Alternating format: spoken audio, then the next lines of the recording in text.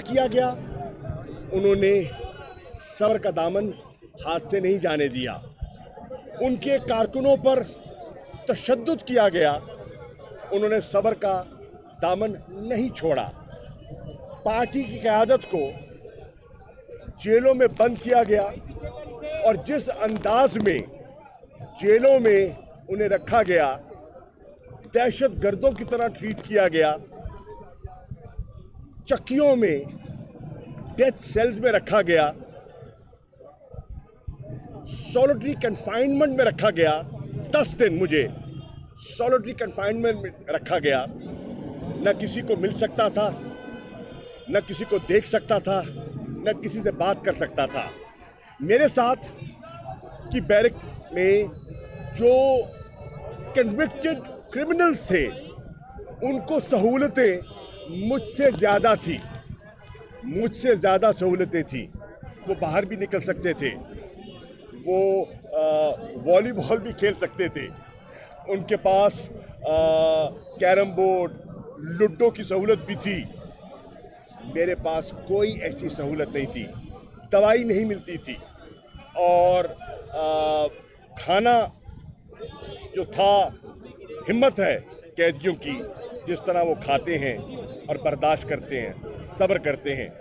میں سمجھتا ہوں کہ تحریک انصاف نے پنجاب میں کچھ اصلاحات کی تھی جس کا کہ قیدیوں نے اعتراف کیا، ذکر کیا، جیل کی انتظامیہ نے بھی اس کا اعتراف کیا، لیکن ابھی بہت کچھ کرنا درکار ہے۔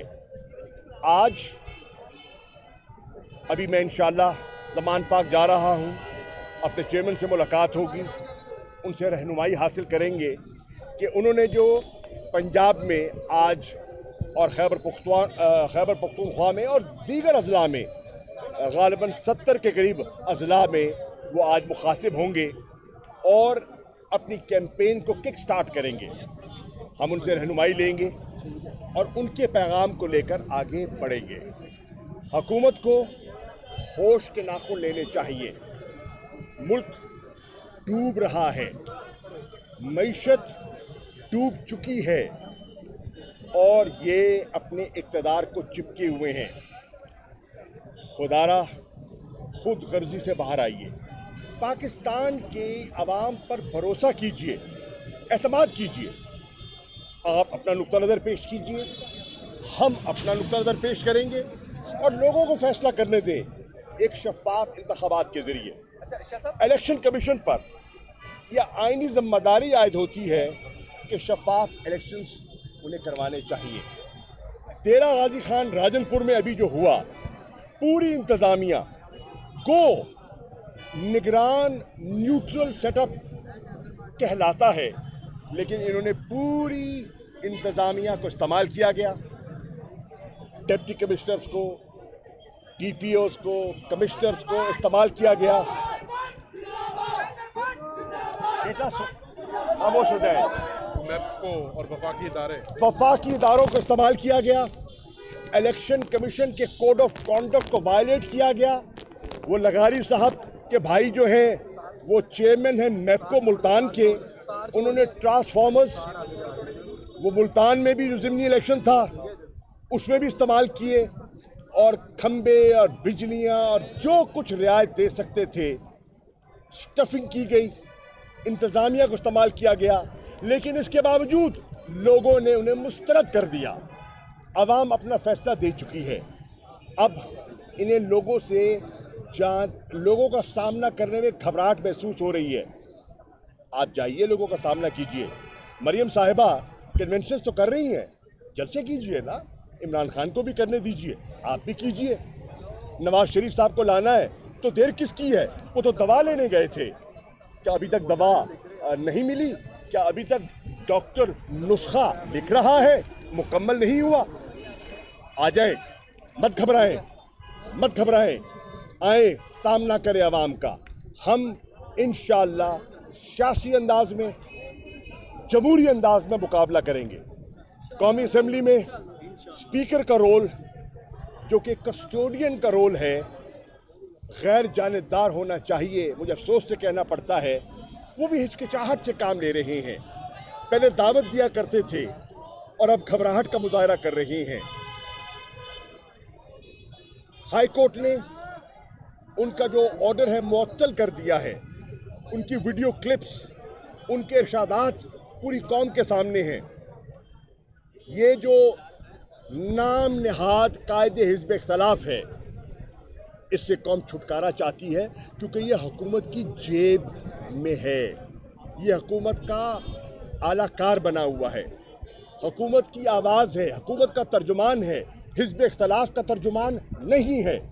इससे हमें छुटकारा हासिल करने दीजिए ताकि मुल्क में शफाफ इंतखाबात हो सके। आजकल पैगाम रसानी बहुत हो रही है, पैगाम रसानी बहुत हो रही है, क्या जेल में आपको भी कोई पैगाम दिया गया? किसका? मुझे किसी का पैगाम न मिला और ना मैं किसी का पैगाम लेने के लिए वहाँ गया था। मैं इमरान खान का पैगाम लेकर गया और इमरान खान का पैगाम फैलाने के लिए आज मैदान में दोबारा आ गया। बताइएगा, एक बार बताइएगा, दो बातों का जवाब दीजिएगा। पहली बात ये पिछले जो एजाज सादिक ने गुफ्तगू की प्रेस कॉन्फ्रेंस पाइपलाइन में, उन्होंने कहा कि IMF से जो आप लोगों ने रिश्ता मुआहदे किए थे उन्हीं का खमियाजा आज भी आपको भुगतना पड़ा। अगर वो मुआहदा, सुन ले, उसका जवाब ले ले, अगर वो मुआहदा तसल्ली बख्श नहीं था तो आपके डार साहब तो कहते थे मैं आंखों में आंखें डाल करके बात करना जानता हूं, तो उसको बेहतर कर लेते। बेहतर देखिए ना, बेहतर निगोशिएट कर लेते, नाकाम हुए। पूरी कौम ने देखा है डार से लोगों को डर आ रहा है, डार से ताजिर डर रहा है, डार से सरमायाकार डर रहा है, डार की माशी पॉलिसियों से पूरी मईशत डर रही है। दूसरा सवाल लीजिएगा कि जेल भरो तहरीक थी जो एकदम से बंद भी करना पड़ गया और हमने देखा कि बहुत कम लोगों ने गिरफ्तारियां दी, इसके मतलब क्या कहेंगे? ये गलत फहमी है। हो नहीं सका गिरफ्तारियां। ये देखिए, बात सुनिए। पहली बात तो ये है कि जेल भरो तहरीक किसी मकसद के लिए थी ना। आप एक तहरीक शुरू करते हैं, उसका कोई ऑब्जेक्टिव होता है। हमारा ऑब्जेक्टिव क्या था? इलेक्शंस पहले दिन से। अगर ये हमें इलेक्शन दे देते तो हम लॉन्ग मार्च भी ना करते। अगर ये हमें इलेक्शन दे देते तो जेल भरो तहरीक की ज़रूरत ही पेश ना आती। ये इलेक्शन से कतरा रहे थे और हमने ये आगाज़ किया पुरअमन। हमने तोड़ फोड़ नहीं की, हमने गिराव जलाव नहीं किया, हमने मुल्क की इमलाक को, निजी इमलाक को नुकसान नहीं पहुंचाया और अपना मकसद लेकर आगे गए। अब जब सुप्रीम कोर्ट ने हमारे आईनी इस्तेकाक को तस्लीम कर लिया तो फिर उसका मकसद पूरा हो गया, तो आगे हमें ज़रूरत महसूस नहीं हुई। अगर इन्होंने इलेक्शन से कतराने की कोशिश की तो हमारा नया लायमा सामने आ जाएगा। आखिरी सवाल ये है कि क्या समझते हैं आप कि सिर्फ एक सूबे में इलेक्शन होने से मुल्क का जो बड़ा मसला है मईशत का भी और सियासी सूरत हाल का भी वो हल हो जाएगा? हम तो भाईजान कह रहे हैं कि पूरे मुल्क में करा दें। हम कब कह रहे हैं कि एक सूबे में कराएं? हम कह रहे हैं कि आप खैबर पख्तूनख्वा में करवाएं, पंजाब में करवाएं, बलूचिस्तान में कराएं, और अगर ज़रा सी हिम्मत है तो जरदारी साहब सिंध की हुकूमत तहलील करवा के वहाँ भी करवा लें। हम तो कह रहे हैं बैक वक्त पूरे मुल्क में जनरल इलेक्शन करवा दें। मैं समझता हूँ कि इलेक्शन कमीशन को भी अपनी जिम्मेदारी निभानी होगी। मेरे जहन में एक खाका है, मैं आज उस खाके को इमरान खान की खिदमत में पेश करूँगा कि मेरी नज़र में, मेरी सियासी नज़र में आज के बाद हमें अगले इक़दामात क्या उठाने चाहिए, और अगर उन्होंने उसका अप्रूवल दे दिया तो इंशाल्लाह मीडिया के सामने पेश करेंगे। Thank you.